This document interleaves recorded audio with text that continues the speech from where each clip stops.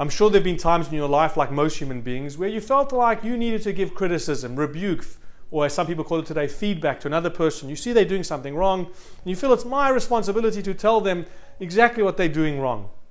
There may have been times in your life where you've received or been in the receiving end of feedback or criticism or rebuke. The truth is the Torah does tell us in this week's Torah portion, it's a double portion again of Acharei and Kedoshim, and the Torah tells us that we should surely rebuke our fellow and avoid them committing a sin. The Talmud in fact tells us that we should rebuke our fellow up to 100 times if they're not doing something correctly. Now the question is this the right attitude? We should walk around and look for mistakes, try and find people who are doing things wrong and say, I'm fulfilling the Torah obligation, I'm fulfilling the Talmud's instructions, I need to rebuke this person up to 100 times. Now of course there's always deeper understanding, deeper meaning, deeper interpretation, and I think this is a life lesson that if each of us could truly listen to the words of some of the commentators who explain this slightly differently to then what perhaps you might see on a simplistic level. One is from the Altar of Kelm, and one is another interpretation which I don't recall exactly where I saw it, but something which is so beautiful.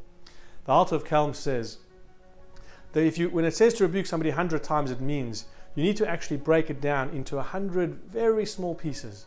If you truly want to give somebody feedback or rebuke, don't come 100%. Don't come full out and say this is what you've done wrong, because as we know, no one's going to want to listen. People are defensive. People don't need to be told that they're doing something wrong. But if you break it down very small, in a very small portions, and you truly want to help the person, then perhaps the message will be heard.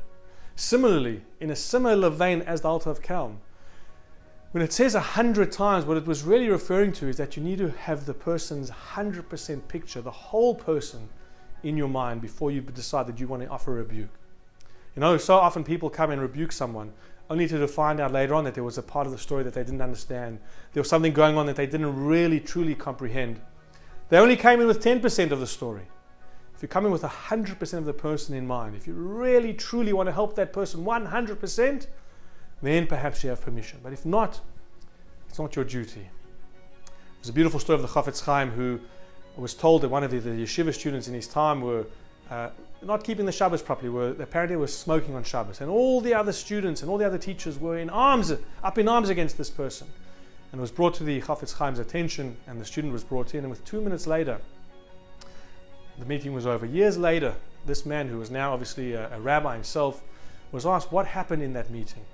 And he said, the Chafetz Chaim came next to me, he held my hand, and he just said 2 words so slowly and softly. He said, Shabbos, Shabbos. Tears dripped from his eyes, tears which penetrated my heart.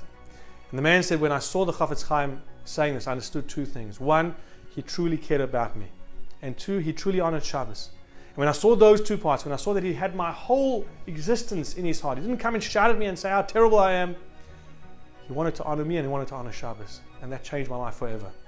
So yes, the Torah tells us to rebuke, the Talmud tells us to rebuke, but the Talmud was telling us that honestly speaking, really when you want to tell somebody they're doing something wrong, make sure it comes from a place of love, of the full picture.